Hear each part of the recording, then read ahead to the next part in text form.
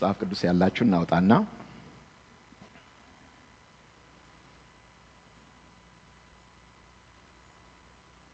መዝሙር 20 ቁጥር 7ን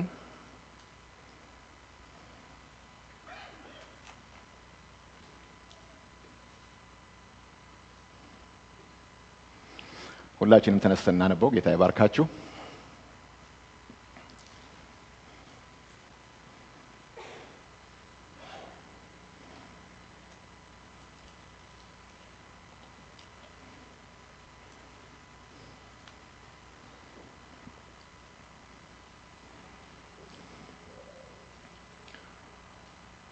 ይባረክ። አብረን መዝሙር 20 ቁጥር 7ን እነዛም በፈረስ ይታመናሉ፣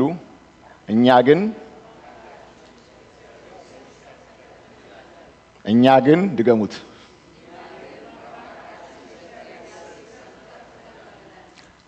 እኛ ግን በእግዚአብሔር እንታመናለን፣ ስለምንታመንም በሱ ስም ከፍ ከፍ እንላለን። ጌታ ስሙ የተባረከ ይሁን። እንጸልያለን። ጌታ ሆይ እናመሰግንሃለን። መታመኛችን አንተ ነህ። ከዛሬ ጀምሮ እስከ ለዘላለም እስራኤል በእግዚአብሔር ይታመን እንደሚል ቃሉ ጌታ ሆይ ዛሬ ስማችን እናስገባለን። ከዛሬ ጀምሮ እስከ ለዘላለም እኛ ባንተ እንታመናለን። ጌታ ሆይ አንተ መታመኛ ነህ። አንተ ለታመኑብህ ጌታ ሆይ ዋስትና ነህ። አንተ ለታመኑብህ ጌታ ሆይ አታሳፍርም። ጌታ ሆይ አንተ የአሁን ብቻ አይደለህም፣ የዘላለምም ከፍታችን ነህ። ክብር ላንተ ይሁን። ጌታ ሆይ ዛሬ መታመንን አስተምረን፣ ዛሬ መታመንን ተናገረን። እግዚአብሔር አባቴ ሆይ አንተን ደስ የምትሰኝበትን ይሄንን ጌታ እግዚአብሔር ሆይ ይሄን ባህሪ በእኔና በወገኖቼ ልብ ውስጥ እግዚአብሔር ሆይ እንድታሳድገው በጌታ በኢየሱስ ክርስቶስ ስም ጸልያለሁ። ጌታ ሆይ በልዩ ልዩ የኑሮ ፈተና ውስጥ ስናልፍ ጌታ ሆይ ካንተ ሌላ ማን አለን? ካንተ ሌላስ በማን ላይ ልብ ይጣላል? እግዚአብሔር ሆይ ክብር ላንተ ይሁን። ስለ ሕያው ቃልህ እናመሰግናለን። በኢየሱስ ክርስቶስ ስም አሜን። ተባረኩ። ቁጭ በሉ።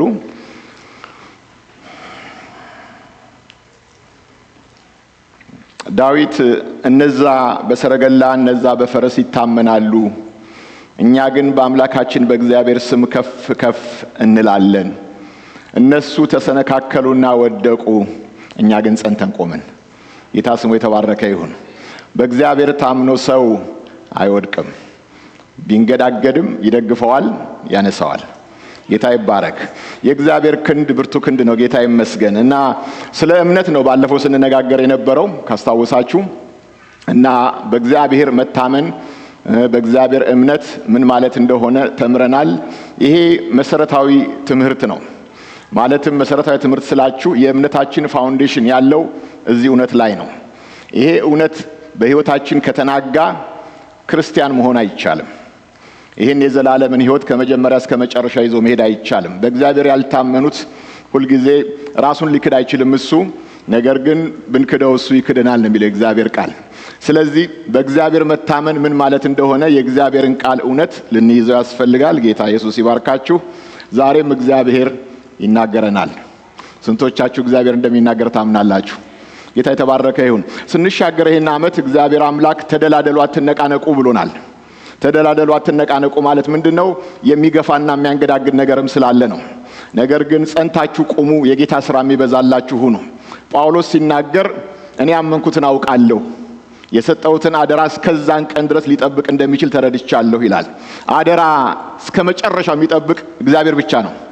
ወገኖቼ አልከሰራችሁም። እግዚአብሔርን በማመናችሁ አልከሰራችሁም። ብዙ ነገር ላይ ሰው ልቡን ይጥላል። ነገር ግን እነኛ ነገሮች ሁሉ መጽሐፍ ቅዱስ ሲናገር እንደ ሸምበቆ ናቸው። ሰው ይደገፍበታል ግን ይሰበራል፣ ብብቱን ይወጋዋል ይላል። በሌላ አነጋገር ሌሎች ሰው የሚታመንባቸው ልብ የሚጥሉበት ነገር በሙሉ ለጊዜው ይመስላሉ፣ ነገር ግን አይሄዱ። በእግዚአብሔር መታመን ግን አስተማማኝ ነው። ስለዚህ እዚህ ቦታ ላይ እግዚአብሔር በቃሉ የሚናገረን ነገር በህይወት ዘመናችን ሁሉ የሚጠቅመን ነገር ነው። ለዛሬ ፕሮግራም ብቻ አይደለም ይሄ መልእክት፣ ነገር ግን በህይወት ዘመናችሁ ሁሉ የሚከተላችሁ መልእክት ነው። ጌታ የተባረከ ይሁን። እምነታችንን የሚፈትኑ በተለይ ሕይወታችንን ሊፈትኑ የሚችሉ በጌታ ላይ መተማመን እንዳይኖረን ሊያደርጉን ሊያናውጡን የሚሞክሩ ብዙ ነገሮች በዚህ ዓለም ላይ እንዳሉ እናውቃለን።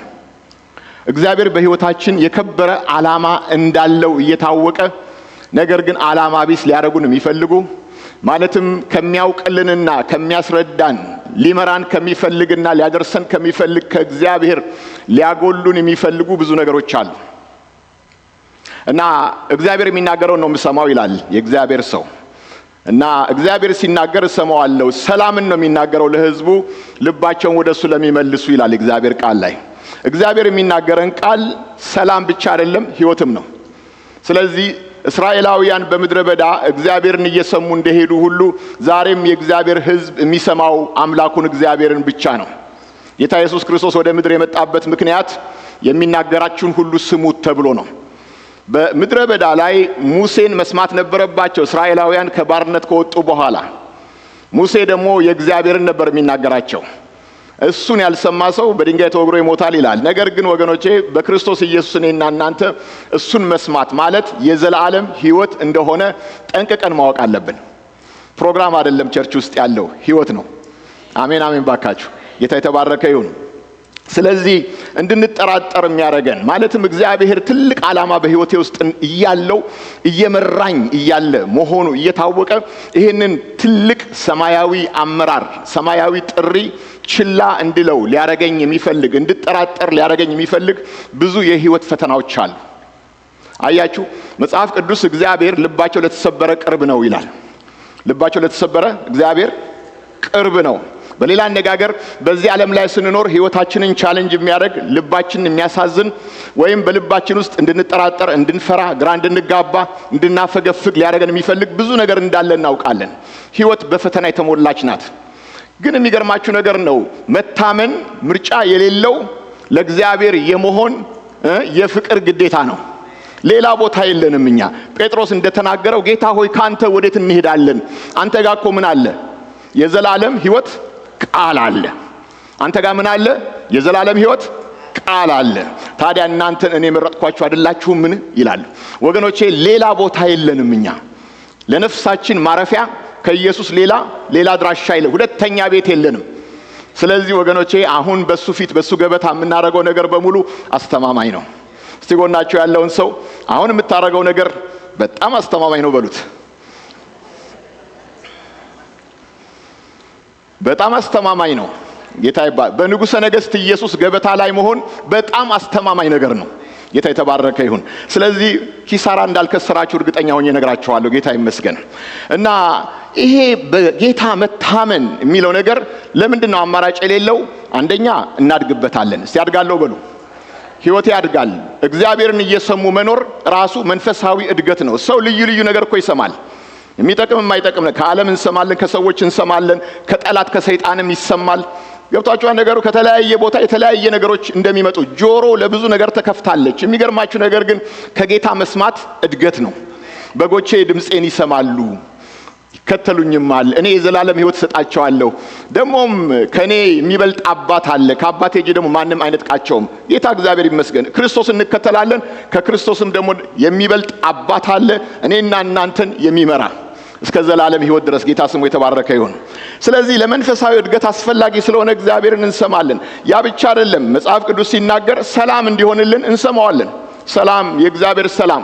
እግዚአብሔርን ለሚሰሙ ብዙ ሰላም አለ። በጣም የሚገርማችሁ ነገር ነው። እኔ የምሰጣችሁ ሰላም ዓለም እንደሚሰጠው አይደለም። ሰው እግዚአብሔርን ካልሰማ በሁከት የሚኖር ነው። ልባችን፣ ነፍሳችን በሁከት በማዕበል ትናወጣለች። ነገር ግን ዙሪያችንን ማዕበል እያለ እሱን የምንሰማ ከሆነ ሰላም አለ።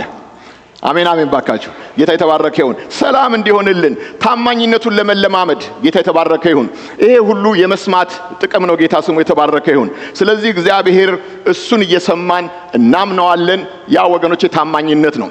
አሁን ስለ ታማኝነት ባጭሩ ልንገራችሁ። ምንድነው ታማኝነት ሲባል ብትባሉ በቃ መልካም መስሎ በማይሰማን አሁን በእኛ በካናዳ አባባል ፌር አይደለም ይላሉ ሰዎች።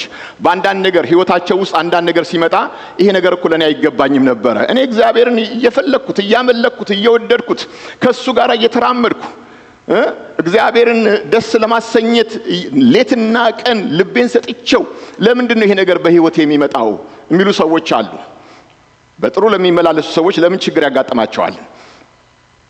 ስለዚህ ይሄ ነገር ፌር አይደለም የምንለው ነገር አለ። ትክክል አይደለም፣ ይሄ በእኔ ህይወት ሊመጣ አይገባም። እግዚአብሔርን ለማይታዘዝ ሰው እሺ ይሁን፣ እግዚአብሔርን እምቢ ለሚል ሰው ይሁን። ነገር ግን ምን አረኩት እየፈራሁት እያከበርኩት የሚሉ ሰዎች አሉ። ወገኖቼ ይውላችሁ ልክ አይደለም፣ ፌር አይደለም ለምትሉት ነገር በእግዚአብሔር ላይ መታመን ራሱ እግዚአብሔር ደስ የሚሰኝበት ነገር ነው። ገብታችሁ አንድ ነገር በእግዚአብሔር ጥበብ፣ በእግዚአብሔር ዕውቀት፣ በእግዚአብሔር ታማኝነት፣ በእግዚአብሔር ፍቅር ላይ መደገፍ ስቲል ፌር አይደለም እያልን በህይወታችን የሚያጋጥመን ነገር ትክክል አይደለም፣ ይሄ ነገር በእኔ ሊሆን አይገባም እያላችሁም እንኳን እግዚአብሔር ወይ ተሳስተሃል አልልህም፣ አዋቂ ነህ፣ ይሄንንም ለበጎ ትለውጠዋለህ። ጌታ ሆይ ስም ይባረክ። አንተ ሳታውቀው ከጸጉሬ አንዷም አትወድቅም። በህይወት የሚያጋጥመኝ ነገር ሁሉ በአንተ ሉዓላዊነት ላይ የተመሰረተ ነው። እግዚአብሔርን ጥሶ የሚያልፍ ምንም ችግር የለም ወደ እኔ የሚመጣ። እግዚአብሔር ወገኖቼ ያ ለኔ መጥፎ የመሰለኝ ነገር ቢመስለኝም እንኳን ብታገሰው ከጊዜ በኋላ የሚያፈራው ነገር አስገራሚ ነው። እግዚአብሔር በእኔ ሊሰራ የፈለገው ነገር ለካ ይሄ ለዚህ ነው ለካ በዚህ ሁሉ ያለፍኩት የምትሉበትን ነገር እግዚአብሔር ይፈጥራል። አሃ ጌታ ስሙ የተባረከ ይሁን። ይሄ እኮ የህይወት ዲዛይን ያ ሰውዬ የህይወት ሸማኔ ያለ ታውቃላችሁ። ክሮቹን በዚህም በዛም አድርጎ ምን የመሰለ ቀሚስ እንደሚጠልፍ እግዚአብሔር ህይወታችንን በዚህና በዛ አድርጎ እንዴት አድርጎ እንደሚያሳምራት እሱ ያውቃል።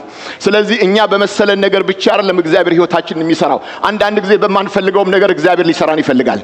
ወገኖቼ ባለፈው ሳምንት ብያቸዋለሁ፣ መከራችሁን አታባክኑት። በህይወታችሁ የሚመጡትን አንዳንድ የማትፈልጓቸውን ነገሮች እነኚህን አልፈልግም ብላችሁ ዲቱር አታርጉ። እግዚአብሔር ያንን ነገር በህይወታችሁ ሲያመጣ ዓላማ እንዳለው ገብቷችሁ ተንበርክካችሁ አምልኩት። እግዚአብሔር አምላክ ታግሳችሁ ከዚህ ነገር የሚወጣው መልካም ነገር በኋላ ያስገርማቸዋል። ጌታ ስሙ የተባረከ ይሁን። ስለዚህ እግዚአብሔር እናመሰግናለን። እግዚአብሔር አይሳሳትም። ስለዚህ መታመን ማለት ህይወት ትርጉም በማይሰጥበት ጊዜ በእግዚአብሔር ጥበብ፣ በእግዚአብሔር ትዕግስት፣ በእግዚአብሔር ታማኝነት፣ በእግዚአብሔር ጥበብ፣ በእግዚአብሔር ቻይነት ላይ መደገፍ መታመን ነው። እግዚአብሔር ስሙ የተባረከ ይሁን። አሁን ልጆች አሉን። እኛ ልጆቻችን አንድ ግንብ ላይ ከፍ አድርጌ ያስቀምጨው ልጄን ዝለል ይይዛለሁ ብለው ልጄ ዘሎ ነው የሚያቅፈኝ። ከዛ ላይ ይወርዳል። አባቴ ይጥለኛል ብሎ አይፈራም። ማን ነው ና የሚለው? ዝለል የሚለው ማን ነው? አባት ነው። ወገኖቼ ልጅ እንደ ልጅ የሆነ እምነት እግዚአብሔር ይፈልጋል። እግዚአብሔር ይጥለኛል፣ እግዚአብሔር ያጠፋኛል፣ እግዚአብሔር ረስቶኛል፣ እግዚአብሔር ትቶኛል፣ እግዚአብሔር ለኔ ምንም አይነት ጆሮ የለውም፣ እግዚአብሔር እኮ ለኔ አይመስለኝም ለሌሎች ነው እያሉ ወገኖቼ ሰዎች ያስባሉ፣ ያከፋፍላሉ ለሰዎች። እግዚአብሔር ለእያንዳንዳችን ነው። አሜን አሜን። የሁላችን አባት ነው እግዚአብሔር። ወገኖቼ የሚረሳበት ጊዜም ልብም የለውም። ጌታ ስሙ የተባረከ ይሁን። ስለዚህ ወገኖቼ ልክ እንደዛ ሕፃን ልጅ እግዚአብሔር አይተወኝም፣ አይጥለኝም፣ በአስቸጋሪም ነገር እንኳን ባልፍ እግዚአብሔር ያየኛል። ለምን እስራኤልን የሚጠብቅ እግዚአብሔር አይተኛም፣ አያንቀላፋም። ሁልጊዜ የእግዚአብሔር አይኖች በእኔ ላይ ናቸው። ጠዋትም ማታም፣ ክረምትም በጋም፣ በሚመችም በማይመችም ጊዜ እግዚአብሔር ያየኛል፣ ይጠነቀቅልኛል። ይሄ መታመን ነው። ጌታ የተባረከ ይሁን።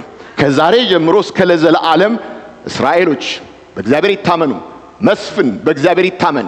ከመቼ ጀምሮ? ከዛሬ ጀምሮ እስከ ለዘላለም፣ በክረምትም በበጋም እግዚአብሔር መልካም ነው። ጌታ ስሙ የተባረከ ይሁን። መታመን ስሜት አይደለም። አንዳንድ ጊዜ ስሜታችንን ነው የምንከተለው እና መታመን ማለት ስሜት ነው የሚመስል። ጥሩ ሲሰማኝ በቃ እግዚአብሔርን አምነዋለሁኝ፣ ጥሩ ካልተሰማኝ ደግሞ ጥርጥር ውስጥ እገባለሁ፣ ፍርሃት ውስጥ እገባለሁኝ። ወገኖቼ መታመን ስሜት አይደለም። ስሜት የሥጋ ድምጽ ነው። ሥጋ ስሜት አለው። እኛ በስሜት አንመራም፣ እኛ በእምነት ነው የምንመራው። ጌታ ስሙ የተባረከ ይሁን። ታውቃላችሁ ኢዮብን በብዙ መከራ ውስጥ ያለፈ የእግዚአብሔር ሰው ነው። በብዙ መከራ ውስጥ እኔ ባለፈውም ብያቸዋለሁ፣ 10 ልጅ በአንድ ቀን ነው የሞተበት። የኢዮብ ልጅ ሞቷል ቀብር ሲባል አንድ ልጅ አይደለም የሞተበት፣ 10 ልጅ በአንድ ቀን ነው የቀበረው። ጤናውን ብትጠይቁ ከራስ ጸጉሩ እስከ እግር ጥፍሩ ታሟል። እዚህ ጋር አይደለም ያመመው፣ መላ አካሉን ያመመው። እጁን ብቻ አይደለም፣ መላ ሰውነቱ ከራስ ጸጉሩ እስከ እግር ጥፍሩ ነው የተመታው። ኢዮብ ማለት ወገኖቼ በብዙ ችግር ያለፈ ሰው ነው። ኢዮብ ማለት ንብረቱን ሁሉ በአንድ ቀን ያጣ ሰው ነው። ንብረት የሚባል ነገር ሁሉ ያ ጋሽ ኢዮብ የተባለው ንብረቱ በቃ የታወቀ ሀብታም ከሚባሉ ሰዎች አንዱ የነበረ ሰውዬ በአንድ ጊዜ ሁሉ ነገር ጠፋ። ኢዮብ ማለት በቃ በሰፈር የነበረው በቃ ሬፑቴሽን ማለትም ጋሽ ኢዮብ ይባሉ የነበሩት ኢዮብ አሁን እሱ እየተባለ ኃጢአቱ ነው ይሄን ሁሉ ነገር ያመጣበት እየተባለም ሌላም ስም ወጥቶለታል። ይሄን ሁሉ መከራ ስሜታችሁ ላይ አንቡት። ይሄ ነገር ቢመጣ እንኳን ይውላችሁ ስለ መከራ ስለ ችግር ስታስቡ ከጌታ ከኢየሱስ ቀጥሎ በመጽሐፍ ላይ የተጻፈው ችግረኛ ሰው ኢዮብ ነው። ኢዮብ ግን መጽሐፍ ቅዱስ ሲናገር ግን እግዚአብሔርን አልበደለም ነው የሚለው። በዚህ ሁሉ ውስጥ ስሜቱ ልክ ሚስቱ እንዳለችው እርገም እግዚአብሔርን እርገምና ሙት የሚያሰኝ አይነት ስሜት ውስጥ ገብቷል። የሚገርመው ነገር ግን ኢዮብ ስጋዬን በጥርሴ ነክሳለሁ አለ። መጽሐፍ ቅዱስ ሲናገር ቢገለኝም እንኳን እከተለዋለሁ አለ። ታውቃላችሁ ከእግዚአብሔር ወዴት ይኬዳል አለ። ጌታ ስሙ የተባረከ ይሁን። አሁን ለትምህርታችን የተጻፈው ይሄ የኢዮብን መከራ ሊያስጠናን አይደለም እግዚአብሔር ይሄን የጻፈበት ምክንያት። ነገር ግን እግዚአብሔር ታማኝ፣ በዚህ ውስጥ እንኳን እየታለፈ የእግዚአብሔር ታማኝነት ጥያቄ ውስጥ አይገባም። እግዚአብሔር ጻድቅ ነው። እግዚአብሔር ታማኝ ነው። እግዚአብሔር እውነተኛ ነው። እግዚአብሔር አይሳሳትም። ወገኖቼ ይውላችሁ ከዛሬ ጀምሮ እስከ ለዘላለም ባስቸጋሪ ጊዜም እንኳን ጸንቶ መቆም ታማኝነት ወገኖቼ በጣም አስፈላጊ ነገር ነው ለክርስትና እምነታችን። ጌታ የተባረከ ይሁን። ይሄንን እግዚአብሔር ከኔና ከናንተ ይፈልጋል። ጌታ ስሙ የተባረከ ይሁን።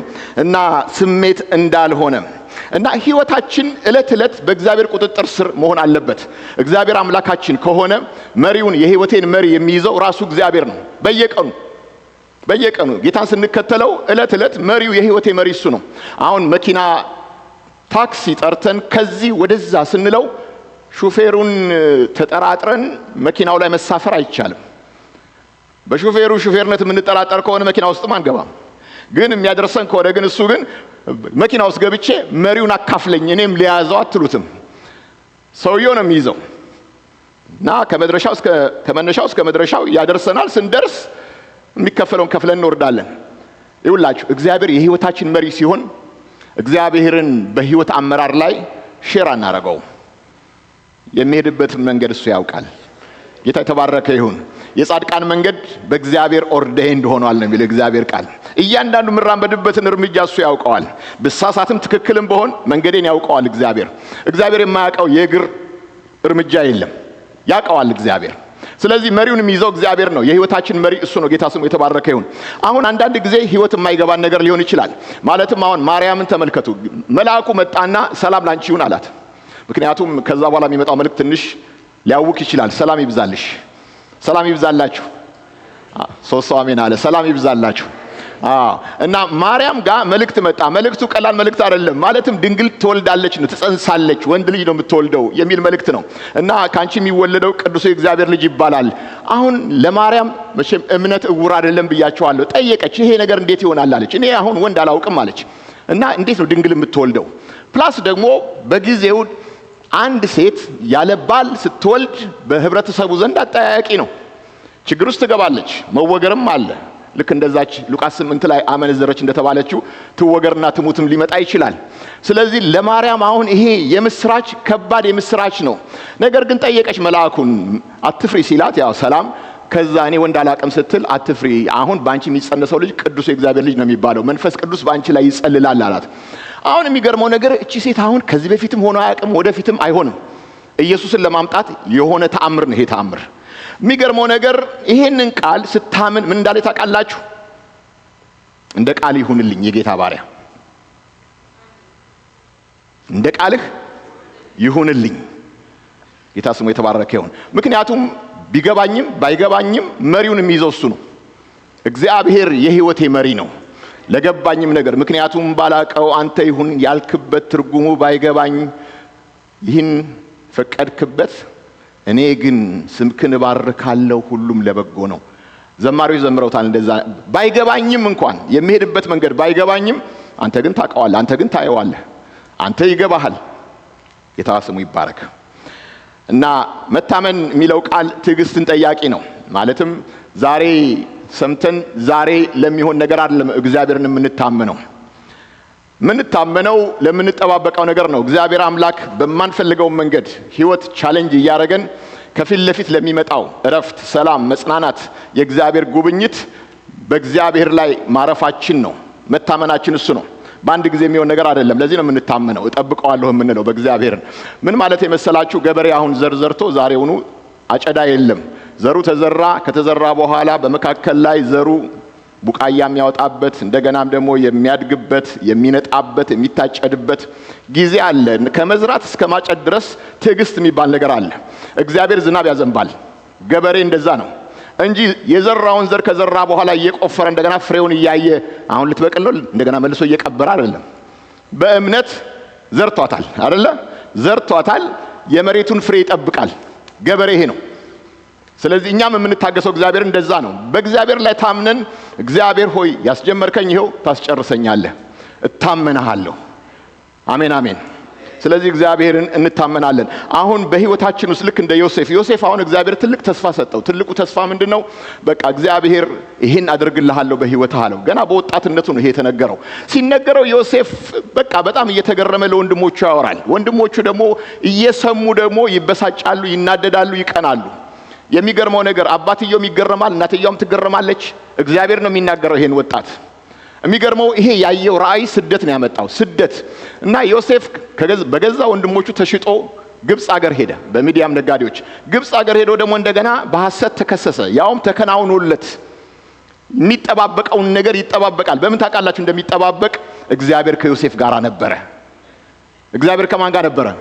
ከዮሴፍ ጋር። ተሽጧል፣ ባሪያ ሆኗል፣ ግን እግዚአብሔር ከዮሴፍ ጋር ነበረ። አሁን እዛም በሐሰት ተከሶ እንደገና ወደ ወህኒ ገባ። ወደ ወህኒም ሲገባ እግዚአብሔር ከዮሴፍ ጋር ነበረ። አያችሁ፣ ስቲል እግዚአብሔር የተናገረው ነገር ይጠብቃል። የሚገርመኝ ነገር ምንድነው? እዛም እያለ ተረሳ። በወህኒ መጽሐፍ ቅዱስ ሲናገር 13 ዓመት ነው የፈጀው ይሄ ነገር። 13 ዓመት ዮሴፍ በእግር ብረት በቃ ደከመ ይላል። አደከመው፣ በቃ መጠበቅ ራሱ አደከመው፣ ግን ጠበቀ። እግዚአብሔር አንድ ቀን ጎበኘው እና እግዚአብሔር ሲጎበኘው ባለፈው ሳምንት እንደተነጋገርነው ፈጣን የሆነ በአንድ ቀን የሆነ ከፍታ ነው። እግዚአብሔር ሲመጣ ብያቸዋለሁኝ የብዙ ዓመቱ ነገር በአንድ ሰዓት። ጌታ ስሙ የተባረከ ይሁን። የጉብኝ ጊዜ ሲመጣ ወገኖቼ የጠበቅነውን ያህል አንጠብቅም። እግዚአብሔር አምላክ ባንዴ ነው የሚያወጣን። ጌታ የተባረከ ይሁን። ጠብቀነዋል፣ በማዳኑ ተስፋ አድርገናል። ጌታ ይመስገን። እና እግዚአብሔር አምላክ ይጠበቃል፣ ሲመጣ ፈጣን ነው። ደስ የሚል ነገር ነው። እና የሚገርመው ነገር ዮሴፍ በዛ ሁሉ ነገር ካለፈ በኋላ በቃ እንዲህ እያዘነ በቃ ይሄን ሁሉ ዓመት አባክኜ ይሄን ሁሉ ዓመት ተበላሽቶብኝ አለ አይደለም እንደው ቪክቲም ዶኛለሁኝ የገዛ ወንድሞቼ እኮ ነው እንዲያረጉኝ እኮ አላለም። በጣም የሚገርማችሁ ነገር ነው። በዛ ሁሉ አልፎ እግዚአብሔር እንደ ሉዓላዊ አምላኩ ሁሉ ነገር እንደሚመለከት ያውቅ ነበር። በዛ ቦታ ላይ እግዚአብሔር ምን ስራ በህይወቱ እየሰራ እንዳለም ገብቶታል። አንዳንድ ጊዜ እኮ እግዚአብሔር ሲያረግ እናያለን፣ ግን ለምን እንደሚያረጋው ግን አይገባንም።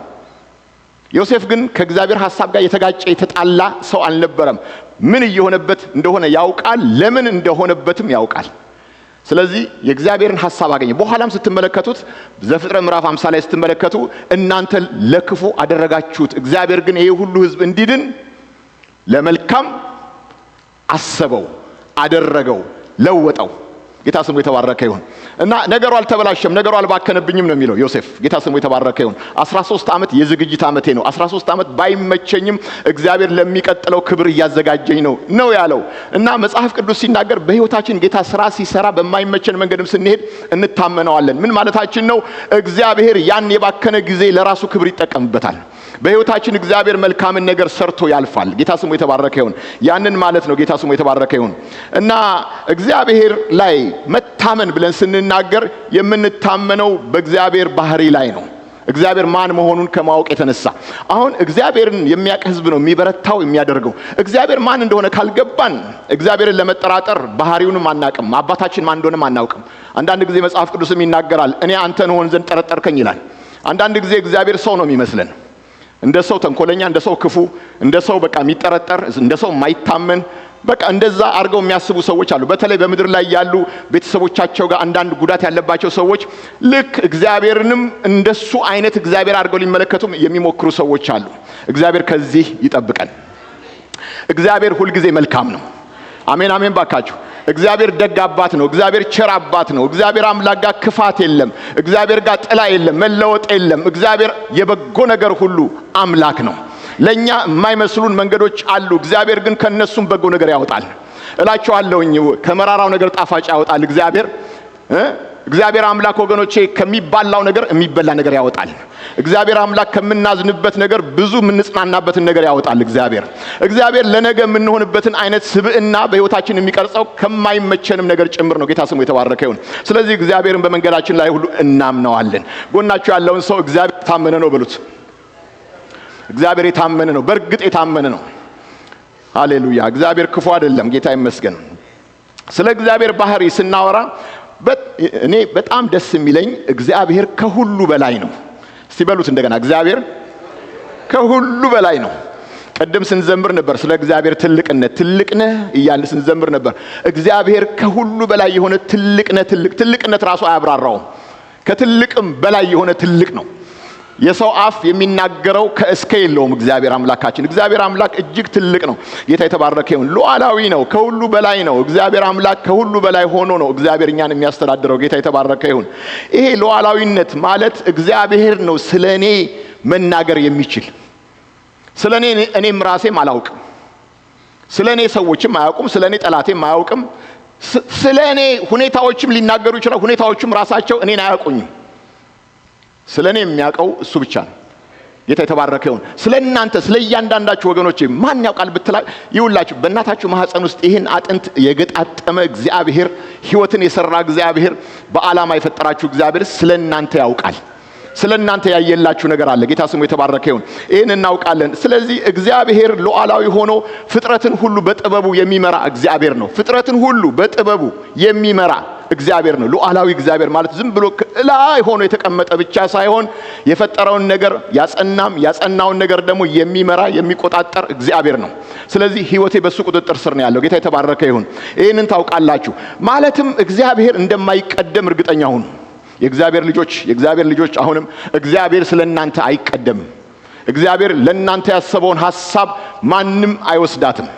የኔ ርስት ያለው በእግዚአብሔር እጅ ነው፣ በረከቴ ሁሉ ያለው ይላል መጽሐፍ ቅዱስ። ዳዊት ሲናገር ርስቴ ያለው ባንተ እጅ ነው፣ በረከቴ ሁሉ ያለው አንተ እጅ ነው፣ ማንም አይወስደውም። የኔን ጉዳይ የእያንዳንዳችን ጉዳይ ያለው በእግዚአብሔር እጅ ነው። ጌታ ስሙ የተባረከ ይሁን። ስለዚህ ወገኖቼ ማን ወሰደብኝ፣ ማን ቀደመኝ፣ ማን እንዲያደርገው አትባኑ። በእግዚአብሔር እጅ ነው ያለው ጉዳያችሁ። ጌታ የተባረከ ይሁን። ስለዚህ አሁን እግዚአብሔር በላይ ሆኖ ሁሉን ነገር እንደሚቆጣጠር ማሰብና ማወቅ አይነተኛ የክርስቲያን ልብና አእምሮ ጥበብ መሆን አለበት። ጌታ የተባረከ ይሁን። መጽሐፍ ቅዱስ ላይ ስትመለከቱ ሃማ በአይሁዶች ላይ ያሴራል። እንዴት አርጎ እንደሚያጠፋቸው ደግሞ የሚገርማችሁ ነገር በከተማው ያሉትን አይደለም የሚፈልገው፣ በመላው ዓለም የተበተኑትን አይሁዶች በአንድ ቀን ዕጣ አውጥተው በዛ ቀን አይሁድ በምድር ላይ ያለውን አይሁድ ሁሉ ለመጨረስ ፕሮግራም አዘጋጀ። ለንጉሱ መልካም ሆኖ ክፉ አማካሪ ነው። በአይሁዶች ላይ የተነሳ ሰይጣን ነው። የሚገርማችሁ ነገር ይውላችሁ ስለናንተ ሰይጣን ፕሮጀክት ሲያወጣ፣ ምክር ሲመክር፣ ሲዶልት፣ ብዙ ነገር ሲያዘጋጅ፣ ሲያመቻች የሚገርማችሁ ነገር እግዚአብሔር ከላይ ከሰማይ ሆኖ ይስቅበታል ይላል። አትወዱትም? እሱን ጥቅስ ምሳሌ 2 ላይ እግዚአብሔር ከላይ ከሰማይ ሆኖ ይስቅበታል። በጣም የሚገርመኝ ቃል ነው እሱ ቃል። አያችሁ እግዚአብሔር ሳያውቀው የሚሆን ነገር አለ በህይወታችሁ። የእናንተ ጉዳይ ያለው በሰው እጅ ነው አይደለም፣ በእርግጥ አይደለም፣ በሱ እጅ ነው ያለው። ጌታ የተባረከ ይሁን። አሁን ተመልከቱ፣ አይሁዶችን ለመግደል ቀን ተቀጥሯል። አሁን እግዚአብሔር አስቀድሞ ቤተመንግስት ውስጥ አይሁድን ለማዳን አስቴርን አስገብቷል። አስቴር አሁን ቀድማ ወደ ንጉስ ቤት ማለትም አስጢን የናቀችውን ንግስትነት ማን አገኘው ይላል? አስቴር አገኘችው ተወዳድራ። መርዶክዮስ አጎቷ ደግሞ እሷን ኮች ያረጋታል። አሁን የራሷን አይደንቲቲ ደብቃ ንጉስ ቤት ገብታለች። አይሁድ ነኝ አላለችም።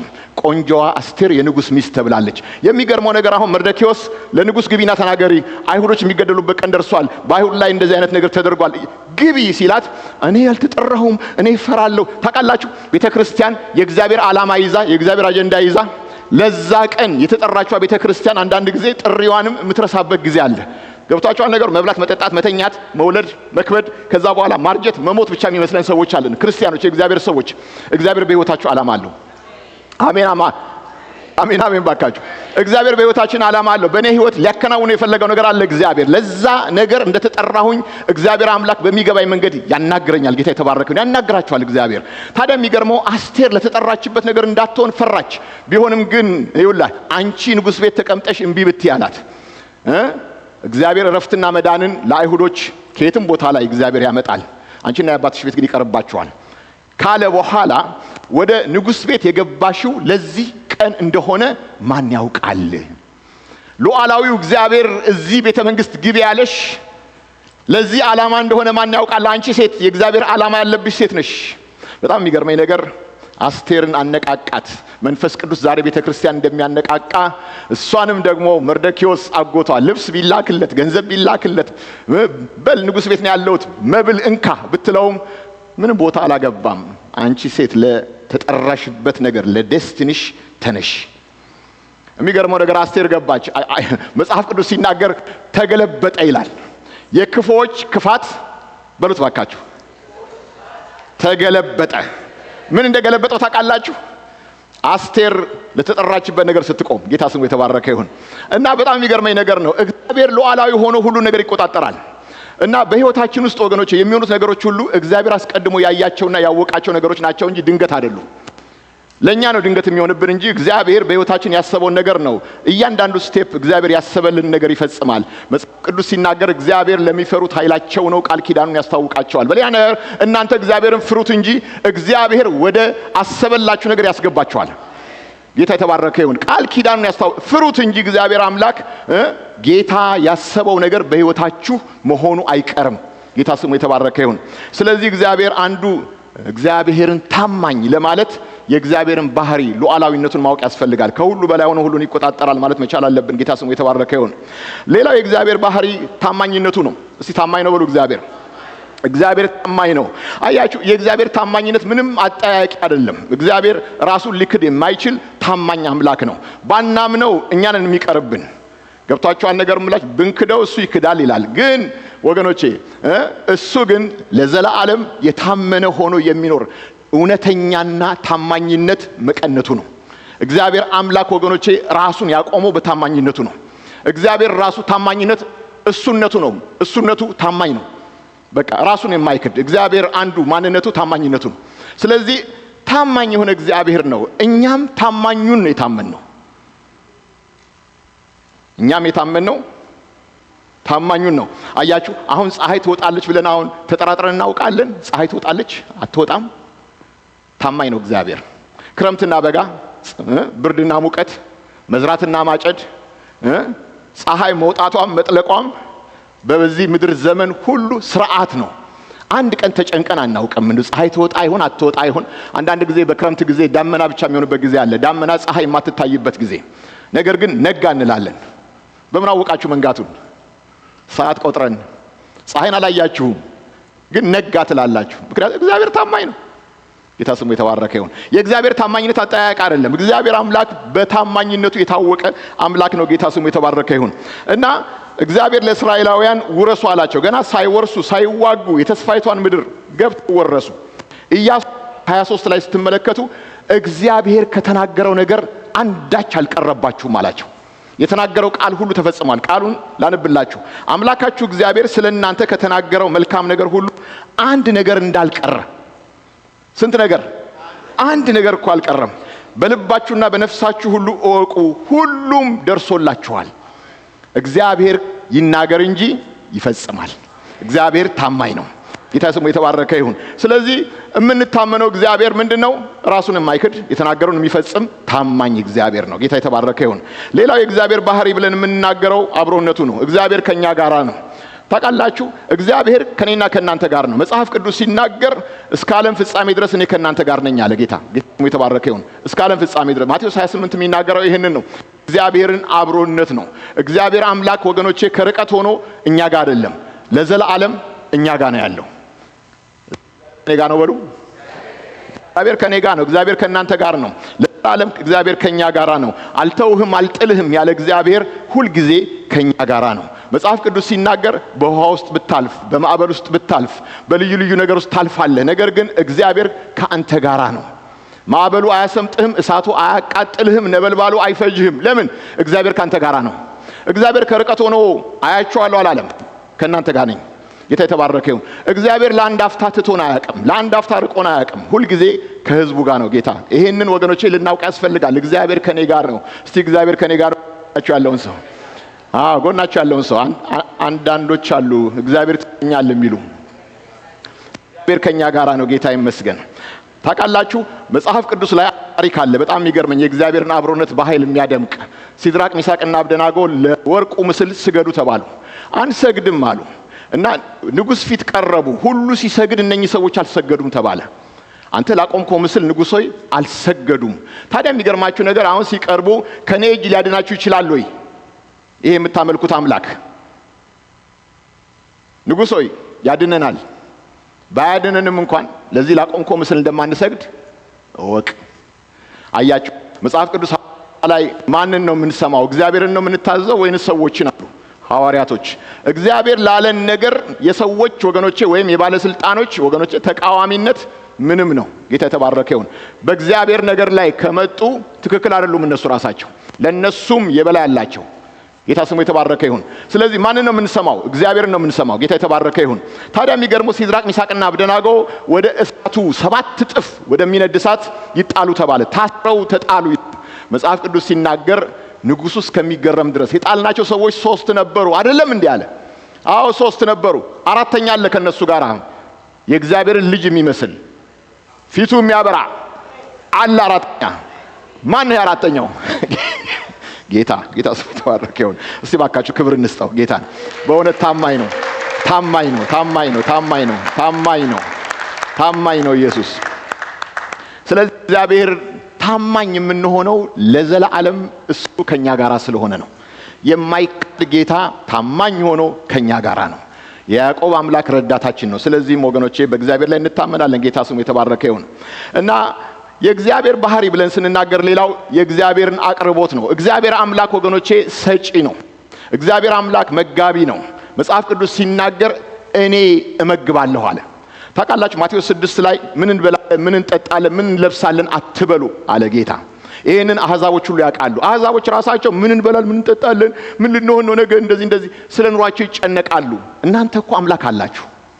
የሚመግባችሁ እኮ አለ፣ የሚያቀርብላችሁ ገበታ የሚያዘጋጅላችሁ። እግዚአብሔር እረኛዬ ነው፣ የሚያሳጣኝ ነገር የለም። ታውቃላችሁ መጽሐፍ ቅዱስ ጎለመስኩም ጀሁም ጻድቅ ሲራብ ዘሩ እህል ሲለምን አላየሁም አልሰማሁም። ወገኖቼ ለማኝ አይደላችሁ፣ እግዚአብሔር ይጠነቀቅላችኋል። የሚያስፈልጋችሁን ነገር እግዚአብሔር መጽሐፍ ቅዱስ ሲናገር አምላኬ እንደ ባለጸግነቱ መጠን በክብር እስቲ በክብር በሉ የሚያስፈልጋችሁን ሁሉ በጌታችን በኢየሱስ ክርስቶስ ይሙላባችሁ። ጌታ ስሙ የተባረከ። እግዚአብሔር የኛ መጋቢ ነው። እጅን ትከፍታለህ ይበላሉ ይጠግባሉ። የእግዚአብሔር እጅ ያጠግባል። ጌታ የተባረከ ይሁን። እግዚአብሔር መጋቢያችን ነው። እግዚአብሔር ወገኖች ምን ይጎላል ብለን እንዳንሰጋ እሱ ራሱ መጋቢ ነው። ጌታ ስሙ የተባረከ ይሁን። መጽሐፍ ቅዱስ ሲናገር እስራኤላውያን 40 ዓመት በምድረ በዳ ምንም ዘር በማይዘራበት ቦታ ላይ መራቸው። ሲመራቸው 40 ዓመት እግዚአብሔር አምላክ የመላእክት እንጎቻ ያበላ ነው። ምግብ በሌለበት ቦታ ላይ ማንኛውም ፕሮቪዥን ጫማ በዛ ምድረ በዳ ያስፈልግ 40 ዓመት ጫማቸው አላረጀም ይላል። ምን አይነት አምላክ ነው? ምናልባትም አንዳንዶቹ የተንሻፈፈ ጫማ አድርገው ወጥተው ሊሆን ይችላል። ያ የተንሻፈፈ ጫማ እስቲል 40 ዓመት እግዚአብሔር ሰርቶታል በሚሰራበት አሰራር። ምናልባትም እግራቸው አድጓል፣ ጫማው አላለቀም ነው የሚለው እግዚአብሔር ቃል። 40 ዓመት ያም ጫማ ሊያድግ ይችላል ብያምናለሁ። እግዚአብሔር ይህን ይችላል። ጌታ የተባረከ ይሁን። ልብሳቸው አላረጀም ማለት ሊጠባቸው ይችላል፣ ግን ያ ምድረ በዳ ላይ ግን ልብስ ሰፊ አላስፈልግም። እግዚአብሔር አበላቸው፣ አጠጣቸው፣ መራቸው።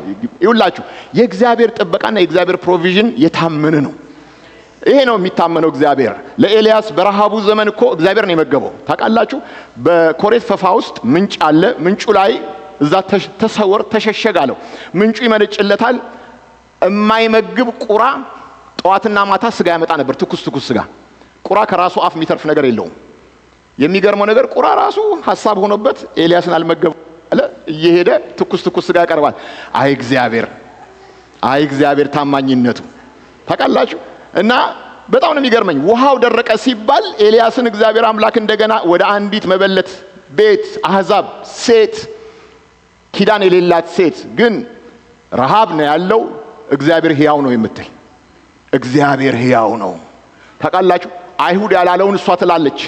አንዲት የእምነት ሴት አግኝቶ እግዚአብሔር እዛ አዘጋጅቻለሁ አለው። ሂድ እዛ አሁን እዚህ ኮሬት ፈፋ ውሃ የለም፣ እዛ አዘጋጅቻለሁ መበለቷ ቤት አለ። የሚገርመኝ ነገር እኔ ያንን ቦታ እግዚአብሔር ስንት ኩንታል እህል ስንት ደግሞ ሊትር ዘይት ያዘጋጀ ነው የሚመስላችሁ አይደለም? አዘጋጅቻለሁ ብሎ ሲናገር እሱ በሄደበት ቀን የመጨረሻ ዱቄት እፍኝ ዱቄትና የመጨረሻ ትንሽ ዘይት ነው የቀረችው። በቃ ባለቀ ነገር ላይ እንግዳ ሆኖ መጣ። ሰላም ለዚህ ቤት አለ። እስቲ ልበላችሁ፣ በረሃብ ዘመን እንግዳ ቢመጣባችሁ ቤታችሁ እኔ የምበላው የለኝ ደግሞ ቤቴ ይመጣል እንዴ? ኧረ ወደ ሂድ የሚያሰኝ ነገር። እቺ ሴትዮ እግዚአብሔር ሕያው ነው ግን ነብይ ነው የመጣው ቤቷ ውስጥ። ተቀበለችው። የሚጠጣ ውሃ አምጪልኝ አላት። ውሃ መጣች። ውሃ ልታመጣ ሄደች። ውሃውን ሳታመጣ በዛውም እንጎቻ ስሪና አምጪ አላት። በቃ ያኔ ነው በቃ ውስጧ ልቧ መታ ሕያው እግዚአብሔርን የመጨረሻ ዱቄት የመጨረሻ ዘይት ነው ያለን፣ ይሄን በልተን ልንሞት ነው ለኔና ለልጄ። ጭራሮ የሰበሰብኩት እቺን የመጨረሻ ዳቦ በቃ አምጪው ለኔ፣ እንደ እግዚአብሔር ቃል አምጪውና ከዛ በኋላ ተአምር ታያለሽ። እንደ እግዚአብሔር ቃል አደረገች ይላል። ጌታ ይመስገን። የሚገርመው ነገር 3 ዓመት ተኩል ያ የመጨረሻ ዱቄት ያ የመጨረሻ ዘይት በቃ በተአምር 3 ዓመት ተኩል በቃ ዘይቱም ዱቄቱም ኤልያስም በላ፣ እነሱም በሉ። ጌታ ስሙ የተባረከ ይሁን። እግዚአብሔር ያዘጋጃል። እግዚአብሔር የመከራ ጊዜ መጋቢ ነው። ምግብ የለም በተባለበት ጊዜ እግዚአብሔር ምግብ አቅራቢ ነው። ጌታ ስሙ የተባረከ ይሁን። ስለዚህ እግዚአብሔር የምንታመንበት ወገኖቼ ሰጪ ስለሆነ ነው። ጌታ ይመስገን። እግዚአብሔር አምላክ አቅርቦትን ለኛ ያደርጋል። ጌታ ስሙ የተባረከ ይሁን። ታዲያ በመታመን ውስጥ ምን ጥቅም አለ ብላችሁ ብትጠይቁ አንድ አማኝ ሆኖ እግዚአብሔርን የሚታመንበት ምክንያት ምን ሊጠቀም ነው ብላችሁ ብትጠይቁ በመጀመሪያ ትበረታላችሁ። ብትታመኑ እግዚአብሔርን ትበረታላችሁ። እስቲ በረታለሁ በሉ።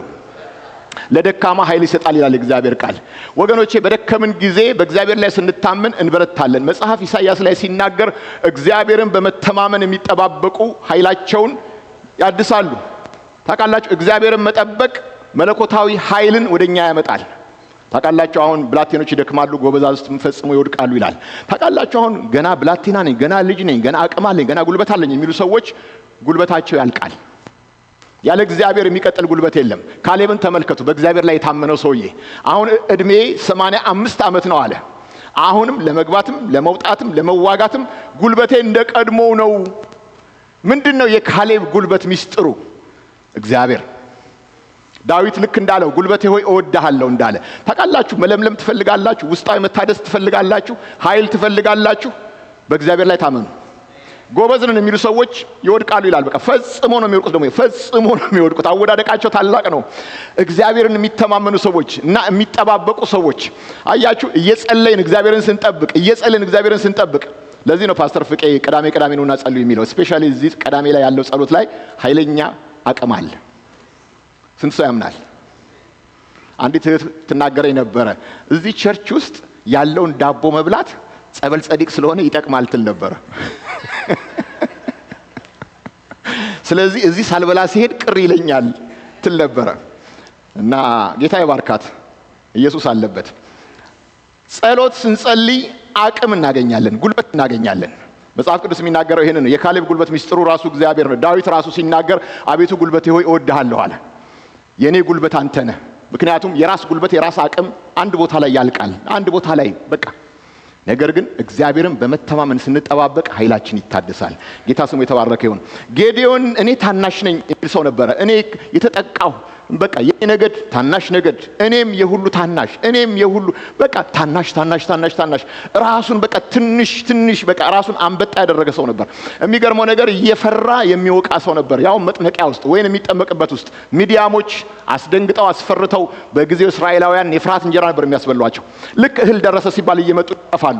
የሚገርመው እነኚህ አጥፊዎች እንደ ባህር አሸዋ ነበሩ ይላል። ጌዲዮን ጀግና የነበረ ሰው፣ እግዚአብሔር ጀግና ብሎ ያየለት ሰውዬ ፈሪ ሆኖ ፍርሃት ይወቃል። እግዚአብሔር ወደሱ ጋር መጥቶ ምንድን ያለው? አንተ ጽኑ ኃያል ሰው። ታውቃላችሁ፣ በዚህ ደካማ ሰው ውስጥ እግዚአብሔር ኃይል አይቷል። ታውቃላችሁ፣ ሰው የራሱን ድካም አውቆ ወደ እግዚአብሔር ሲመጣ ምን አይነት መታደስ እንዳለ አረጋግጥላችኋለሁ። እኔ እውነቴን ነው የምነግራችሁ። እግዚአብሔር አሁን የሚያሳየኝን ነገር ለብዙ ዓመታት ያላየሁት ነገር ነው። እግዚአብሔር አምላክ ኃይል ያድሳል፣ አቅም ይሆናል። እግዚአብሔር ይረዳል። እግዚአብሔር አምላክ ያበረታል። እግዚአብሔርን ተስፋ ስናደርገው የኃይል መታደስ እናገኛለን። አይተን የማናውቀው ጉልበት እኛ ውስጥ ይገጠማል። ጌታ ስሙ የተባረከ ይሁን። ይሄን ነው የሚያደርገው እግዚአብሔር። ታማኝ ነው እግዚአብሔር። እና እዚህ ላይ ስትመለከቱ ጌዲዮን በ300 ጦር እንደ ባህር አሸዋ የሆኑትን ጠላቶች አሳደደ ይላል። ህዝቡን አሳረፈ። አንተ ጽኑ ኃያል ሰው በጉልበት ሂድ፣ ከየት መጣ ያ ኃይል ብላችሁ ብትጠይቁ እግዚአብሔር ከጌዲዮን ጋር። ጌታ የተባረከ ይሁን። ስለዚህ ስንታመነው እግዚአብሔርን ጤናችን ይመለሳል፣ ኃይላችን ሪስቶርድ ይሆናል። አይተን የማናቀው መለኮታዊ ጤንነት ከየት ይመጣል መሰላችሁ? እግዚአብሔርን ከመጠጋት፣ እግዚአብሔርን ከመታመን። ትፈልጋላችሁ መለኮታዊ የሆነ ጤንነት፣ ኃይል፣ ጉልበት፣ አቅም። ታማ ተኝታ ነበር ይላል፣ ንዳድ ይዟት ጌታ ሲነካት በቃ ብድግ አለች እና ተነስታ ገለገለች። ከየት መጣ ያ መታደስ፣ ያ አቅም፣ ያ ጉልበት? ጌታ ነካት። እግዚአብሔር ይሄ ነው በቃ ለደካሞች ኃይልን ሰጪ ነው። ጌታ ስሙ የተባረከ ይሁን። በድካም ውስጥ ብርታትን እናወጣለን። እግዚአብሔር ምን አለ? አንድ ጊዜ አንድ ዶክተር ለአንድ ክርስቲያን እግዚአብሔር ለእናንተ ያዳላል አለ። ጠቅላላ ሜዲካል ከወሰደ በኋላ ይሄን ሲመለከት ሁሉም ነገር ጥሩ ነው እና የእናንተ አምላክ ያዳላል አለ። ለማን ነው የሚያዳላው አልኩት። ለጴንጤዎች ያዳላል ጌታ። በመታመን ሌላው ጥቅሙ ሰላም ነው። እስቲ ሰላም በሉ። ሰላም እኮ ወገኖቼ በገንዘብ አይገኝም። ሰላምን በገንዘብ አናገኘውም። ሰላምን በቃ ከየትም ቦታ ልናመጣው ጌታ እኔ የምሰጠው ሰላም ዓለም እንደሚሰጠው አይደለም። የዓለም ይወሰዳል። አሁን ወደ ሩቅ ምስራቅ ወደ ሚድል ኢስት ብትሄዱ አሁን ሰላም የለም።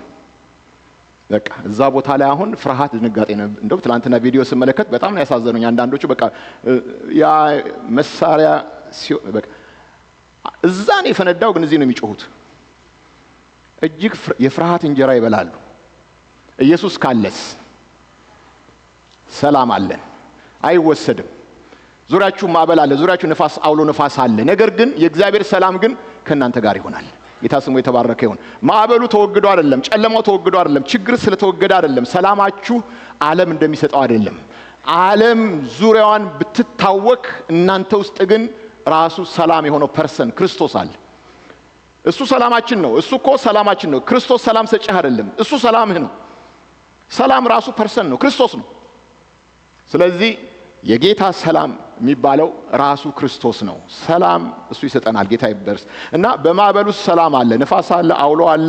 መጽሐፍ ቅዱስ ሲናገር እግዚአብሔር መልካም ነው፣ በመከራ ቀን መሸሸጊያ ነው፣ በሱ የሚታመኑትን ያውቃል ይላል እና ጌታ በአውሎ ነፋስ ውስጥ ይላል ናሆም ላይ መንገድ አለ ይላል። በንፋስ በአውሎ ነፋስ በቃ እግዚአብሔር መንገድ እያበጀ ህዝቡን እየፈሩ እየደነገጡ አይደለም፣ ከእግዚአብሔር ጋር አብሮ ይሻገራሉ።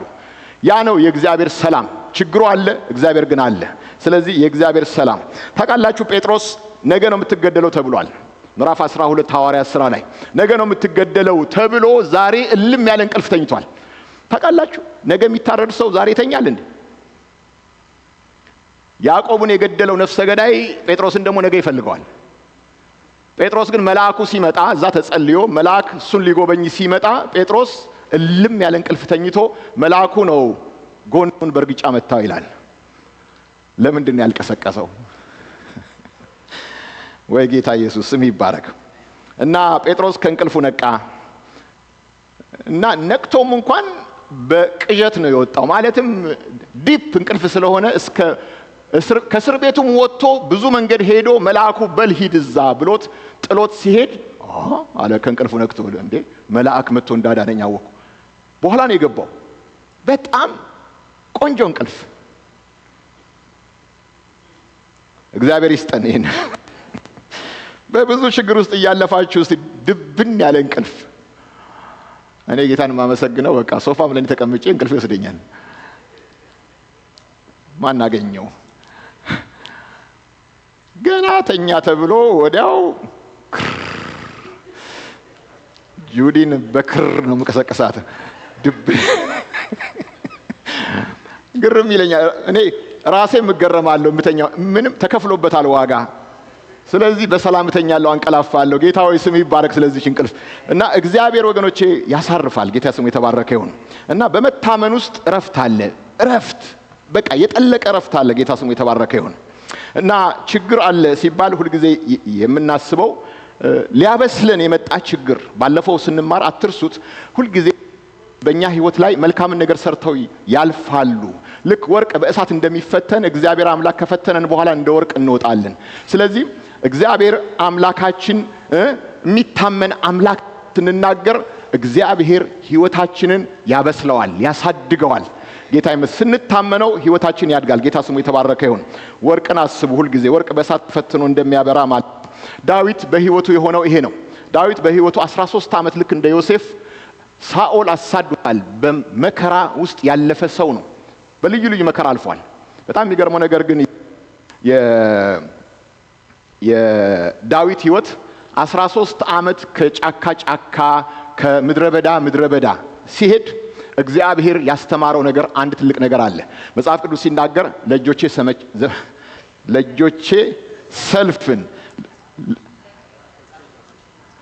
ለእጆቼ ሰልፍ ለጣቶቼ ዘመቻን የሚያስተምር እግዚአብሔር አስተማረኝ። ታውቃላችሁ ዳዊት እግዚአብሔር ያሰለጥነው ያስተምረው ዘንድ የጀመረው በግ እየጠበቀ ነው። ከወንድሞቹ ተለይቶ በግ ይጠብቃል። ያ ድብና አንበሳ ሲመጣ ለበጎቹ ብቻ አይደለም የሚመጣው፣ ቢያገኘው እሱንም ራሱንም ቢሆን በጣጥሶት ይሄዳል። የሚገርመው ግን ዳዊት ተምሯል፣ ወንጭፎችን ተምሯል። እና አሁን ዳዊት ጥሩ ወንጫፊ ስለሆነ አይደለም የድብ ግንባር እየመታ የአንበሳ ግንባር እየመታ ከአፋቸው ላይ ያስጥል የነበረው። ታውቃላችሁ እግዚአብሔር ከእጁ ጋር ስለነበረ ነው። ጌታ ስሙ የተባረከ ይሁን። እግዚአብሔር ነው የሚያስተምረኝ። ለእጆቼ ሰልፍ ለጣቶቼ ዘመቻን የሚያስተምር የኔ መሐሪ ነው፣ የኔ መሸሸጊያ ነው። እግዚአብሔር ነው ከድብና ከአንበሳ ያዳነኝ ብሎ ይናገራል። ከሱ በኋላም ዳዊት እንደገናም ደግሞ ከተቀባ በኋላ ሳኦል ሊገለው ይፈልግ ነበረ። ያ በግ የጠበቀው እግዚአብሔር ለሳኦልም አሳልፎ አልሰጠውም። መጽሐፍ ቅዱስ ሲናገር በእኔና በሞት መካከል አንድ እርምጃ ቀረ ይላል። ወየው ጠፋሁ ያለበት ጊዜ አለ። ነገር ግን የእግዚአብሔር ታማኝነት ከዳዊት ጋር ነበረ። አሁን አንድ ቦታ ላይ በተለይ የማምለጫ ዋሻ የተባለው ቦታ ላይ ሳኦል ከብዙ ጦር ጋር ከ300 ጦር ባልሳሳት ጋራ እርግጠኛ ሊይዘው ነው፣ በቃ ተያዘ የሚባልበት ጊዜ ነበረ። እግዚአብሔር ከዛ ሽውሽውታ መጡበት ለሳኦል። እሱን ከማሳደድ ተመለሰ ይላል። ያ ቦታ ስም ተሰጠው። ምን ተሰጠው መሰላችሁ? የማምለጫ ዓለት። የማምለጫ ዓለታችሁ ማን ነው? ራሱ እግዚአብሔር። ገባችሁ? ጠላት በላሁ ብሎ ወገኖች አፉን ከፍቶ እርግጠኛ ሆኖ አፉን ከፍቶ ሲመጣ ልክ እንደ ዳንኤል የአንበሳን አፍ የሚዘጋ ራሱ እግዚአብሔር ታማኙ ነው። ጌታ ስሙ የተባረከ ይሁን። ስለዚህ መታመን ጥቅም አለው ለመንፈሳዊ እድገት፣ ለመንፈሳዊ ብስለት። ለጠላቶቼ አፍ አሳልፎ አይሰጠኝም። ጠላት በቆፈረው ጉድጓድ ራሱ ጠላት ይገባበታል። እኔ አልገባም እዛ ውስጥ፣ አይዘኝም። አመለጥኩት እንዳለችው የእግዚአብሔር ሴት አመለጥ ነው። ወጥመድ ተሰበረ፣ እኛም አመለጥን። ወገኖቼ ታመልጣላችሁ። ጠላት በቃ ቢላዋ ሲስል ነው የሚውለው የሚያድረው። በቃ ይሄንን ሰው ሸረካክችን የሚለው ሁሉ ጊዜ እቺን እህት ጥርስን ትነክሳለህ እንጂ በዙሪያዬ ታጓራለህ እንጂ አያገኘኝም። አንዳንዴ ለሃጩም ጠብ ይላል፣ ግን አያገኘኝም። እርግጠኛ ሆኖ አገኘሁት ብሎ ይመጣል። ነገር ግን እግዚአብሔር አፉን ይዘጋል። ጌታ ስሙ የተባረከ ይሁን። ለጥርሳቸው ንክሻ ያላደረገን እግዚአብሔር ይመስገን። ጌታ ይሁላችሁ። እነሱ መክበቡን ውስጥ ከበውን ነበረ። እግዚአብሔር ግን የኛ ጌታ ስሙ የተባረከ ይሁን ያስመልጣቸዋል። ጌታ ስሙ የተባረከ ይሁን። አሳልፎ ለጠላትህ አይሰጥህም። እግዚአብሔር ታምነውታልና ይላል እግዚአብሔር ቃል። ታምነነዋልና እግዚአብሔርን አሳልፎ አይሰጠንም፣ አያሳፍረንም። ጌታ ስሙ የተባረከ ይሁን። ዳዊትን በምድረ በዳ ይረዳ እግዚአብሔር አንቺን የሚረዳ እግዚአብሔር ነው። ዳዊት በዛ ምድረ በዳ ውስጥ ተሰርቶ ነው የወጣው። ቅድም ልክ ዮሴፍ እንደተሰራው እንደ ልቤ የሚለውን ልብ ያገኘ በዚህ ውስጥ ሁሉ አልፎ ነው። ጌታ የተባረከ ይሁን። እግዚአብሔር አበጀው። በመታመን ውስጥ ሌላው ጥቅማችን ለወደፊት የሚሆነው ተስፋ ነው። ማለትም የዘላለም መነጽር ይሰጠናል። ጌታ የተባረከ ይሁን። ተስፋን አጥርተን እንመለከታለን። እግዚአብሔር ስንታመነው ጌታ ስሙ የተባረከ ይሁን። ምን ማለታችን መሰላችሁ? ከተዘጋጀልን ክብር ጋራ ሲነጻጸር አሁን የምናልፍባቸው መከራዎች ሁሉ ምንም ናቸው። እስቲ ምንም ናቸው ብሎ ታውቃላችሁ? በብዙ ነገር እናልፋለን። እኔ ጌታ ቢረዳኝ እኔ ራሴ ታሪኬ መጽሐፍ ይወጣዋል። ብዙ ታሪክ አለኝ በዚህ አጭር ዘመኔ ውስጥ እግዚአብሔር ያደረጋቸው ነገሮች ሳርፍ የምሰራቸው። በጣም የሚገርማችሁ ነገር ነው። እግዚአብሔር ብዙ የረዳኝ ሰው ነኝ እና ስትመለከቱ በዛ ሁሉ ነገር እያለፍን እግዚአብሔር የሚያሳየን የፊት ለፊት ነገር አለ። በቃ ከዚህ መከራ ይልቅ ሊመጣ ያለው ክብር ይበልጣል። እክሳሃለሁ በዛ ነገር ጌታ ስሙ የተባረከ ይሁን። ስለዚህ እግዚአብሔር ወገኖች ተስፋን እያሳየ ነው የሚያሮጠን። ጌታ ይመስገን። ስለዚህ ተስፋን በእግዚአብሔር ላይ መታመን ተስፋችሁን ግልጽ ያደርጋል። መጽሐፍ ቅዱስ ላይ ስለ ስምዖን ይናገራል። ስምዖን አሁን የእስራኤልን መጽናናት ሳይመለከት አትሞትም ተብሏል። አትሞትም። የሚገርማችሁ ነገር ስምዖን ይጸልያል። እድሜ ልኩን የጸሎት ሰው ነው ስምዖን። እድሜ ልኩን 80 ስንት ዓመት የኖረ ሰው ነው። እግዚአብሔር አትሞትም የተባለ ሰው ነው። በቃ እስራኤል ስትጽናና ኢየሱስ ሲመጣ ከሚያዩት ሰዎች አንዱ አንተ ነህ። በነገራችን ላይ ጌታ ተመልሶ ይመጣል። አሜን። ጌታ ዳግም ይመጣል። ጌታ ዳግም ሲመጣ ይሄን ሲሆን ከሚያዩት ከእስራኤሎች ሞትን የማይቀምሱ ሰዎች አሉ ይላል የእግዚአብሔር ቃል። ይሄን ታውቃላችሁ? የጌታ ኢየሱስ ክርስቶስ ዳግም መምጣት፣ አሁን ተመልሶ መምጣት አንዱ ምሳሌ እስራኤል መንግስት ሆና መሰብሰቧ ነው። ትልቅ ትንቢት ነው እሱ ትንቢት። በ1948 እስራኤል መንግስት ስትሆን ማለት ያንን ያዩ ሰዎች ጌታ እስኪመጣ ዳግም እስኪመጣ ሞት የማይቀምሱ አሉ። እንግዲህ የአንድ ሰው እድሜ ማለት ነው 1948 አሁን 2026 100 ዓመት ሊሞላው ስንት ዓመት ነው የቀረው? 20 ዓመት አካባቢ ይቀረዋል። ጌታ የተባረከ ይሁን። የአንድ ሰው እድሜ 70 80 ነው። እግዚአብሔር ይመስገን ደግሞ እስራኤሎች እንግዲህ እንደነ እንትና ከተባረኩ እንደነ እንትና 120 ይኑሩ። በጣም የጌታ መምጣት አንዱ ምልክት ይሄ ነው። ኢየሱስ በቶሎ ይመጣል። የተባረከ ተስፋችን ኢየሱስ ክርስቶስ በቶሎ ይመጣል። አያችሁ፣ ለማያስተውሉ ሰዎች ገና ነው ይላሉ። እኛ ግን እንዘጋጃለን። ጌታ ይባረክ። እና የሚገርም ነገር ነው። ስምዖን በዛን ጊዜ ብዙ ግርግር ነበረ። ግርግሩ ምንድነው? በጣሊያን ቅኝ ግዛት ስር ነበረች በጊዜው የነበረችው ኢየሩሳሌም። እና ብዙዎች ሰዎች ስለ ቅኝ ግዛት የሮማ ባርነት እያናደዳቸው እስከ መቼ ነው ኮሎናይዝድ የምንሆነው? እስከ መቼ ነው ይሄ ባርነት እያሉ በፖለቲካው በምናምኑ በቃ ይጠበባሉ፣ ግራ ይጋባሉ፣ ይፈራሉ፣ ይጨነቃሉ፣ ይናደዳሉ፣ ይበሳጫሉ። ስምዖን ግን ጓዳው ውስጥ ይጸልያል። ኢየሱስ ሆይ ቶሎና እያለ ኢየሱስ ሆይ ቶሎና። አንድ ቀን ኢየሱስ መጣ። ማርያም ታቅፋ ዮሴፍም ልጃቸውን ታቅፈው ወደ ቤተ መቅደስ ሲመጡ ይሄው ስምዖን በመንፈስ ሆኖ ወደ መቅደስ መጣ። ታውቃላችሁ ዛሬ ምልክት ድንቅ ተአምራት እየተደረገ ወንጌል እየተሰበከ ብዙዎች በኢየሱስ አያምኑ። ተነግሯቸው እንዲህ እየተነገራቸው አያምኑ። ስምዖን ግን በመንፈስ ሆኖ ምልክት የለም፣ ድንቅ የለም፣ ተአምር የለም። ያ ሕፃን ኢየሱስ የዓለም አዳኝ ነው፣ የእስራኤል መጽናናት ነው ብሎ አቀፈው ይላል። አባት ሆይ በሰዎች ሁሉ ፊት ያዘጋጀውን ማዳንህን አሁን ዓይኔ ተመልክታለች አለ። ጌታ ስሙ የተባረከ ይሁን። ሲዝኑን አልሳተውም። የሚጸልይ ሰው ወገኖቼ ለሱ ምንድነው የምንለው? ጊዜውን ያላባከነ ሰው። ጌታ ስሙ የተባረከ ይሁን። ማለትም ተስፋን አጥርቶ የተመለከተ ሰው። ጌታ ይባረክ። ዓይኖቼ ማዳንህን አዩ አለ። ጌታ ስሙ የተባረከ ይሁን። እና አሁን እንዴት እንታመን የሚለውን ቃል ባጭሩ ልንገራችሁ። እንዴት በእግዚአብሔር ላይ እንታመን? በመጀመሪያ የምንታመነው እንዴት ነው ብላችሁ ብትጠይቁ በእግዚአብሔር ቃል ላይ ተደገፉ። ምን በሉ? በእግዚአብሔር ቃል ላይ ተደገፉ።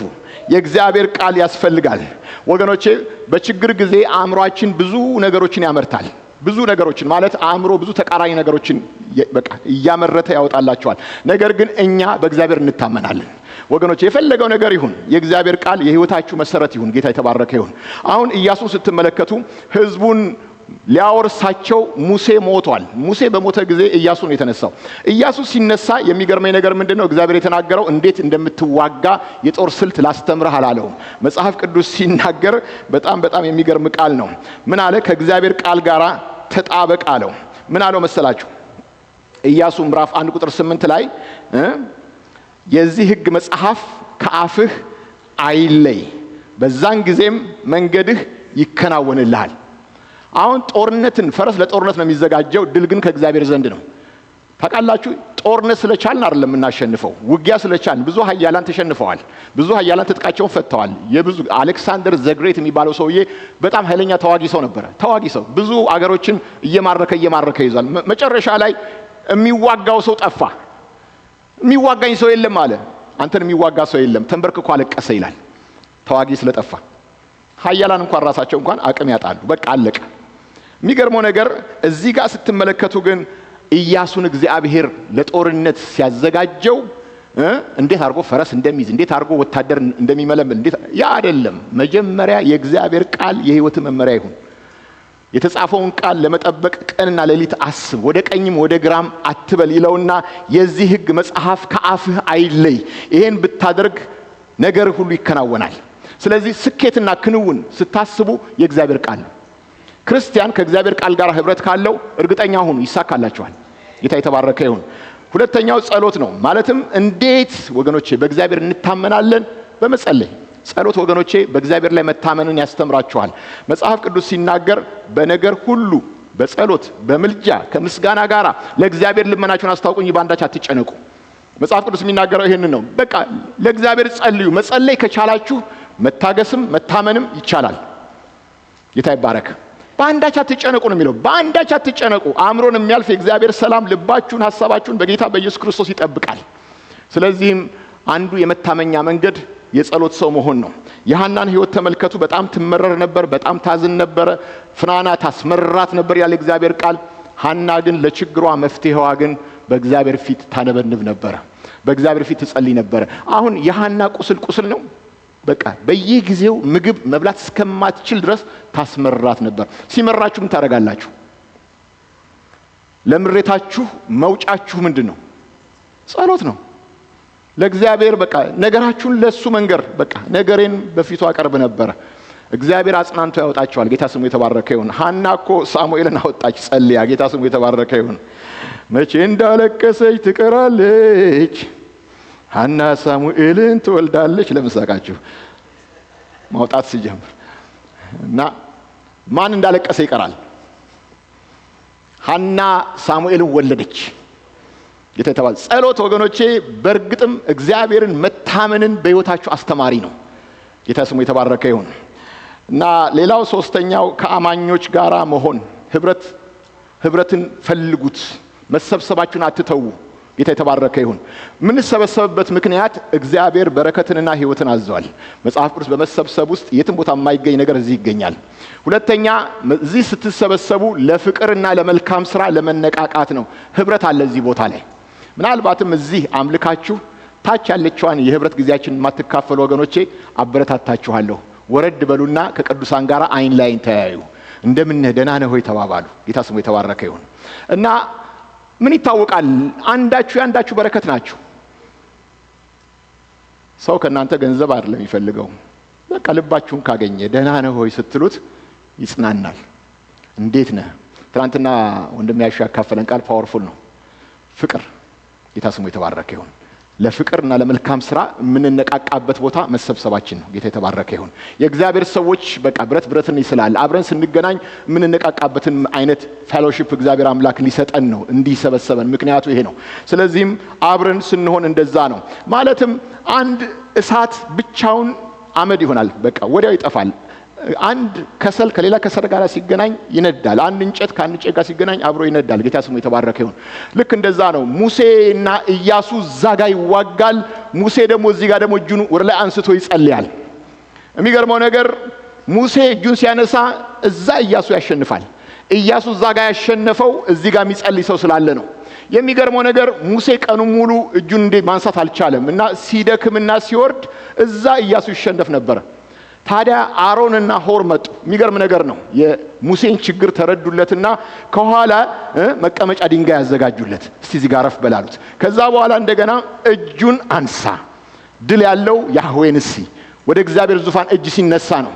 ስለዚህ አንዳችን አሮን ይዛለሁ እዚህ ጋር አለ፣ ሆር እዚህ ጋር ይዛለሁ አለ። ሙሴ በረታ። ምን ይሆን ይመስላችኋል? ጠላት ተመታ እዛ ጋር።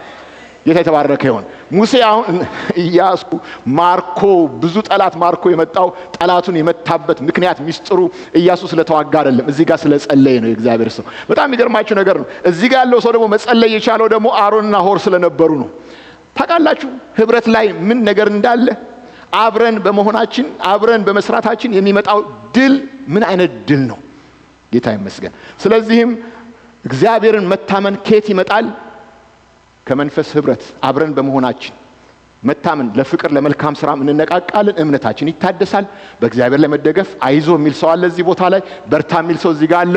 እግዚአብሔር ካንቺ ጋር ነው፣ እግዚአብሔር ካንተ ጋር ነው፣ እጸልይልሃለሁ የሚል ሰው አለ። ጌታ የተባረከ ይሁን። ስለዚህ እርስ በርሳችን እንነቃቃለን። ለምንድን? ለፍቅር። ለምን? ለመልካም ስራ። ጌታ ሆይ እናመሰግንሃለን። ጌታ ኢየሱስ ይባርካችሁ። እንጸልያለን።